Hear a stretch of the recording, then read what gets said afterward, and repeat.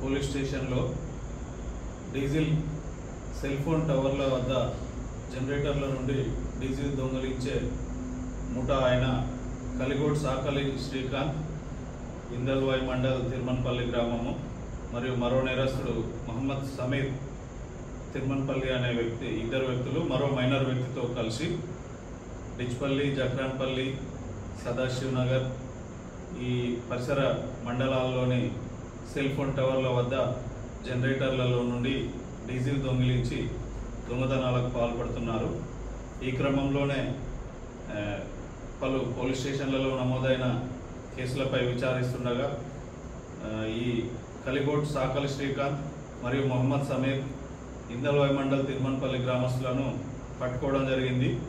వీళ్ళు గత 2-3 నెలల్లో దాదాపు 835 లీటర్ల డీజిల్ వివిధ పోలీస్ స్టేషన్ల పరిధిలో దొంగిలించడం జరిగింది.